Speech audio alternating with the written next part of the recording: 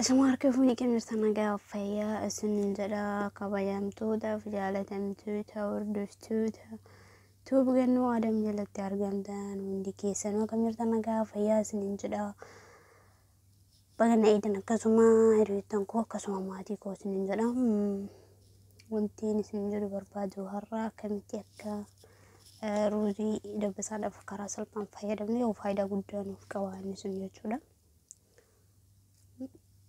Wanni fayyadamnu hundu faayidaa numa qaba jechuudha. Wannumaan faayidaa hin qabne hin jiru. Warra fayyadamte akkatitti fayyadamte sun hundinuu.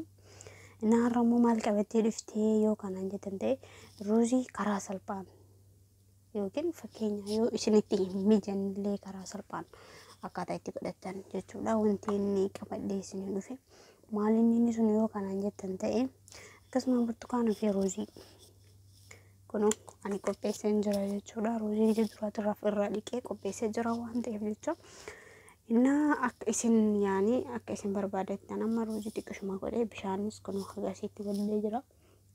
Rakkoon qabu bishaan oqasoo itti goote makanaatu wal fudhataa jechuudha. Bishaan oqasoo itti goote rakkoo hin qabu jechuudha.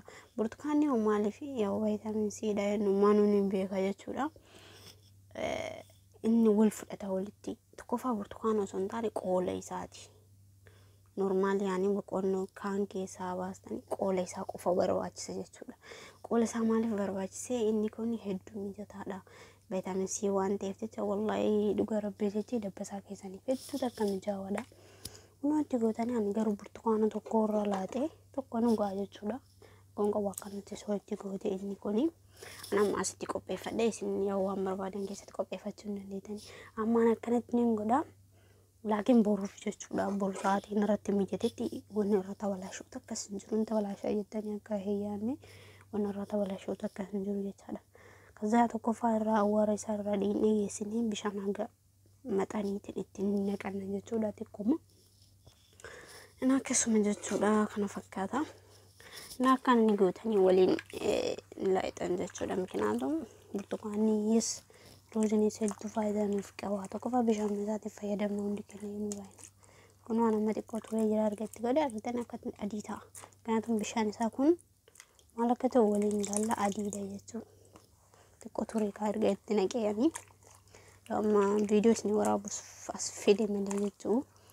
Akkasuma burtukaanii faayidaan isaa maali qoollee burtukaanaa. Burtukaanni viitaamin C akka ta'e hundi keenya yoo waliin ni beekna jechuudha. Kanaafuu waliin hundi keenya akka fayyadamnu hedduu takka dhugaa rabbiitti waan hunda warra fayyadamtan hedduu takka mijataadha dabbasaa keessaniif biqilee.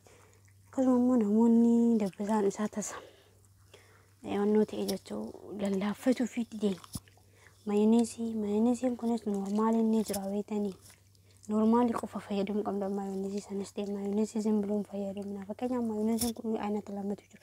Aynata baay'eetu jira aynata lama qofa miti suupermaarkeetii keessa makinaatu kan nyaatas normaali asliinis ni jira kan uumama kan qabne. Isa san garuu isin fida gizee biraa jechuun inshaallah viidiyoo biraatiin qabadde isin dhufa. Kanaafuu akkaataan ruuziitti fayyadamnu akka kanaan amma waliin adda baallaqee ittiin qadaada jechuudha. Gizee duraatiif bishaan osoo itti naayixa rakkisaa hin qabu jechuudha. Bishaan yaani daffistaniitu mana itti naayitan adii wanti irraa tokko jiru itti baay'ee xuruudha. Wanti si barbaachisu ruuzii osoo hin taane bishaan isaati waan ta'eef jecha rakkoon qabu qolli burtukaana tokko isiin gaa tokkuma itti godhaanillee akkasuma akka fayyadamtan abdiin ni qabaan amma boru osoo onno jechuudha. Osoo dalagaan seeneen dura isbireen hin qabaa kan bishaan isaatti naqusan. Kan isbiree kafa isbiree ta'e kan aynata fayyadamu dandeenye isbireen irra mijata jechuudha. Kanaafuu dabbasaa keessa akka isiniif seenu kaasanii gootanii yoo isin tweet keessa keessanii baqa sirriitti asha'uu qabdan jechuudha. Dabbasaa keessa maaliifuu isin galee sijjaa gubbarra osoo hin taane bishaan isaa bootan isin godhuu qabdan xiqqilaatii keessan ga'uu qabdan xiqqeessanii baastanii akkuma gizee kun amma mataa shurbaadhaan nuuni beekanitti akkasitti baastanii bishaan isaa sirriitti cinqilaatii keessan yaani cinqilaatii keessatti jechuudha isin galee.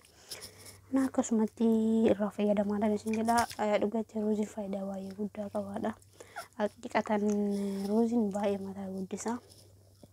waan marraa fayyadamne isiniif finna ani isin jedha waan irraa hin fayyadamne tokko nama fiduu hin dandeettu laakiin waan fi fayyadamte argitu kan yeroo dheeraa tokko fayyadamee ture dhugaatti wanta irraa hedduu fayyadamee keessa ruuziin bataam murteedha akkasuma kan yannoollee maayoniisillee muuzillee wanummaa faayidaa hin qabne hin jiru jechuudha dabbasa namni buna fayyadamuu barbaadan iskeef jechuudha namni isallee fayyadamuu barbaadan dhuga rabbitti dabbasaaf hedduu takka faayidaa guddaa qaba jechuudha irra fayyadamaa shamarri kenna namoonni dabbasaan keessan lallaafachuu didee yaakin ni jira dabbasaan nama tokko jajjabaatadha jechuudha maayoniisii fi damma roobii isa san irratti fayyadamaa jechuudha. Roobii asliitu jira isa san sadiin isaa wal irratti sirriitti yennoo godhaati sa'aatii tokko irra tursiisaa argoota kan qabu sa'aatii tokko irra tursiisaa jimlaatti keessatti jechuudha isaa fi